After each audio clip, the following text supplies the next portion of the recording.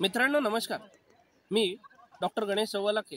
आज आपण संत श्री दोला महाराज वृद्धाश्रम उमरी पठार तालुका आर्णी जिल्हा यवतमाळ सचिव शेषरावजी डोंगरे यांच्या या वृद्धाश्रमाला शैक्षणिक भेट अभ्यासक्रमातील उपक्रम क्षेत्र भेट या अंतर्गत बाबाजी दाते कला आणि वाणिज्य महाविद्यालय यवतमाळ यांच्या संपूर्ण विद्यार्थ्यांनी संत श्री दोला महाराज वृद्धाश्रम उमरी पठार येथे भेट दिली। शेषरावजी डोंगरे यांचा वृद्धाश्रम म्हणजेच श्री दोला महाराज संस्थान या ठिकाणी उमरी पठार येथे आलेला आहोत आणि उमरी पठार येथील जर व्यवस्था तुम्ही बघितली तर व्यवस्था बघून अचंबित व्हाल। मित्रांनो बघा की या ठिकाणी आजच्या तारखेमध्ये 160 वृद्ध राहतात आणि त्या 160 वृद्धांपैकी 45 वृद्ध हे बेडवर आहेत आणि बाकीचे 115 वृद्ध स्वतः चालते फिरते। या सर्व लोकांची काळजी घेणारे शेषरावजी डोंगरे यांनी या भूमीवर म्हणजेच उमरी पठार या ठिकाणी खूप मोठं भव्य दिव्य कार्य केलेलं आहे आणि त्यांच्याच कार्याचा आढावा घेण्यासाठी आज आम्ही विद्यार्थी या ठिकाणी टूरसाठी आलेलो आहोत, अभ्यास म्हणजे क्षेत्र भेटीसाठी आलेलो आहोत। आणि क्षेत्र भेटीसाठी आलेलो असताना आज इथे आपण शेषरावजी डोंगरे यांची मुलाखत घेणार आहोत।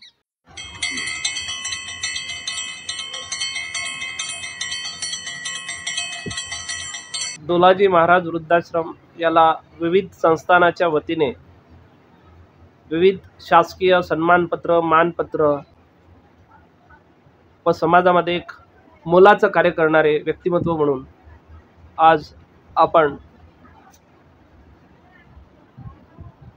या परिसरामध्ये आलेलो आहोत आणि या परिसराचे मुख्य व्यक्तिमत्व म्हणजे डोंगरे साहेब हे आपल्याला या परिसराबद्दल संपूर्ण माहिती देतील। नमस्कार। नमस्कार। आपलं पूर्ण नाव सर? शेषराव सावराजी डोंगरे। ओके। आपल्या संस्थानात म्हणजेच डोलाजी महाराज वृद्धाश्रम या संस्थामध्ये आजच्या तारखेत म्हणजे दिनांक 29 फेब्रुवारी 2024 या रोजी एकंदर तारखेमध्ये 160 लोक आहेत। अच्छा। पैकी बेडवर पडलेले 45 लोक आहेत। बेडवर पडलेले 45 आणि मग काहींना पॅरालिसिस झालेला आहे, काहींची कंबर मोडलेली आहे, अच्छा, काहींना गुडघ्याचा आजार आहे, अच्छा, त्यामुळे ते बेडून उठू शकत नाही।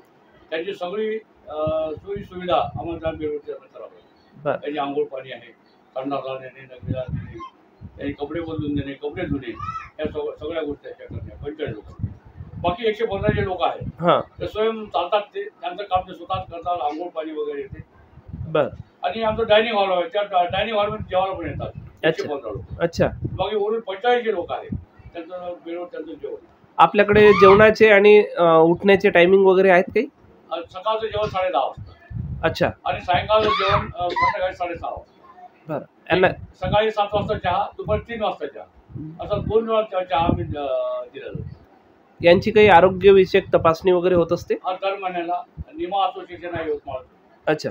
असोसिएशन डॉक्टर लोक इथे येतात आणि यांची आरोग्य तपासणी महिन्यात करतात। आणि यांना म्हणजे जसं आता काही अंगावरचे कपडे आहेत किंवा ब्लँकेट्स आहेत किंवा आपल्या मच्छरदाणी आहेत, हे सर्व कोण पुरवतं? ते सर्व समाज सहभागातून चालते।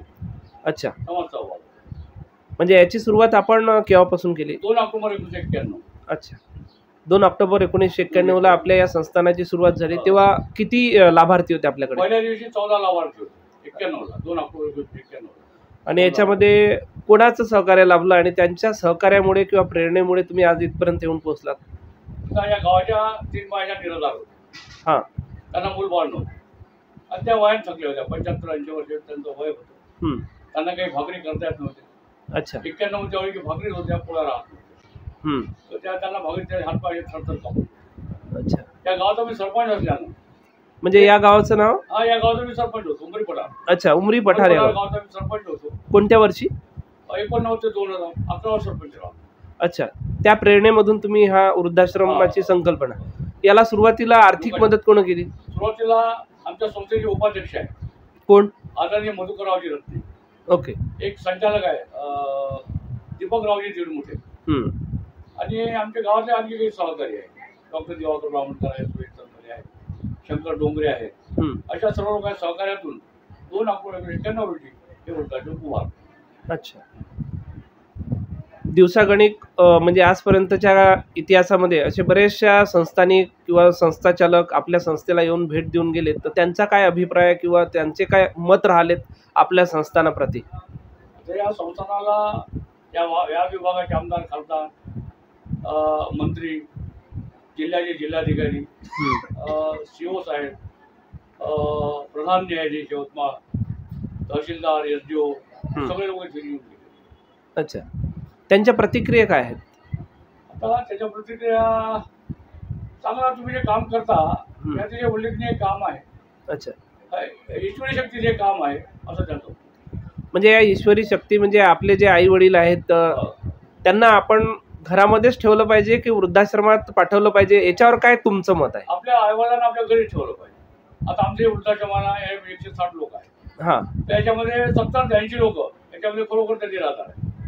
काही लोक रस्त्यावर पडलेले आहे, काही लोकांना घर नाही, पण काही लोक असे आहेत त्यांना मुलं बाळ आहे. मुलं बाळ असून ते गरिबीने घाललेले त्याची मुलं. कोणी पुण्या मुंबईला कामाला चाललं गेलं, कोणी उस्मानाबाद चाललं गेलं. आता आमच्या खेड्यामध्ये विभागात काय ते खंती करणे असे प्रकार आहेत. त्या कमालीमुळे चालले जातात. ते आई वडील थकलेले असते, त्यांना कोणी मूळ बाळ राहत नाही, त्यामुळे त्यांना काही भाकरी करतात. एखादा कोणी सामाजिक कार्यकर्ता इथे घेऊन येतो. अच्छा. आणि इथे ठेवतो. आणि ते राहणार कोणाला फी लागत नाही. आमचे सगळे विनामूल्यच आहे. अच्छा. सरकार आम्हाला 25 लोकांचं अनुदान देते. एका माणसाला 1,000. महिन्याकाठी मिळते आम्हाला 37,500. बाकी तर दुसरा कोणताही आम्हाला काही फंड मिळत नाही. कर्मचारी नाही, कर्मचारी पगार आपल्या घरच्या भाकरी खायचे ठेवून काम करायचं असं काम. असलं नसलं आपल्या घरचं विकवाक करायचं त्या लोकांची होतात. या महिन्याकाठी या वृद्धाश्रमामध्ये अनेक लोकांचे वाढदिवस, पुढचे दिवस साजरे होतात. महिन्यातून 7-8 जेवण, 10-12 जेवण, 5-7 जेवण तर म्हणाले इथं लागतात. त्यामुळे वृद्धाचा खर्च बघू. अच्छा. तुम्ही या वृद्धाश्रमासाठी तुमची शेती विकली असं आम्ही ऐकलेलं आहे. 8 एकर शेती पडली. म्हणजे लोकांच्या मनाला 10 वर्षात सुरू झाली. पहिले 22-23 वर्ष 1 रुपया कोणी दिला नाही. ते त्यावेळेस गरीबच खूप होती. गरीबच खूप होती. शेती पिकत नव्हती. आणि कर्मचारी, सरकारी कर्मचारी त्यांना पगार पण नव्हता. त्यांचा पगार त्यांना पुरवत नव्हता. शेतीवाल्यांना ते शेती उत्पन्न त्यांना पुरवत नव्हतं. म्हणून पहिले जे 22 वर्ष गेले अतिशय कठीण गेले.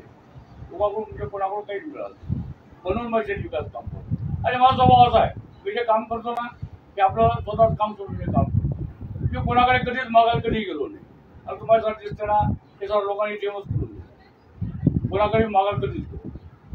अच्छा. आता हे उभं झालं, लोक इथपर्यंत पोहोचले आणि मला विचारलं, सांगा इथं आम्हाला काय करायला पाहिजे. ज्या ज्या आमच्या उणिवा होत्या त्याच्या मी लोकांना सांगितलं आणि लोकांना जनतेचे बोलून काढलं. मग इथं सारखं दिसते ना ते सारं जनतेच आहे. मी याचा नाम मात्र सेवा. अच्छा. म्हणजे सेवा करता करता उभं झालेलं काम. म्हणजे या ऑफिसमध्ये किंवा या परिसरात जेवढा काही आपल्याला विकास झालेला दिसून येतो तो सगळ्या लोकवर्गणीतून झालेला आहे असं तुम्हाला म्हणायचं आहे, बरोबर? आणि या लोकवर्गणी आणि लोकसहभागाच्या माध्यमातूनच हा संपूर्ण विकास आपल्या दोला महाराज वृद्धाश्रम याचा झालेला आहे. तर असे आहे आमचे डोंगरे साहेब, यांनी खूप सुंदर पद्धतीने आपल्याला ही माहिती दिली. तर डोंगरे साहेब, बाबाजी दाते कला व वाणिज्य महाविद्यालय याच्या वतीने तुमचं मनापासून आम्ही धन्यवाद व्यक्त करतोय आणि तुमच्या या कार्याला आमच्या महाविद्यालयाच्या व परिवारातील संपूर्ण व्यक्तींकडून तुम्हाला हार्दिक हार्दिक शुभेच्छा देतोय. थँक्यू. धन्यवाद. धन्यवाद. मित्रांनो, हा व्हिडिओ बघितला, व्हिडिओ आवडला असेल तर नक्की या व्हिडिओला लाईक, सबस्क्राईब आणि शेअर करा. आणि हो, तुमच्या परिचित जे मित्र आहेत त्यांना पण शेअर करा. कारण अशीच नवीन नवीन विविध माहिती ऐकण्यासाठी तुम्ही पाहत राहा आपलं चॅनल डॉक्टर गणेश चव्वालाके क्रिएशन अंतर्गत नवीन नवीन व्हिडिओ पाहत राहा आणि आपल्या चॅनलला लाईक, सबस्क्राईब आणि शेअर करत राहा. थँक्यू. पुढे भेटूया नवीन व्हिडिओ. तोपर्यंत सुखी राहा, शांत राहा आणि स्वतःची काळजी घ्या. धन्यवाद.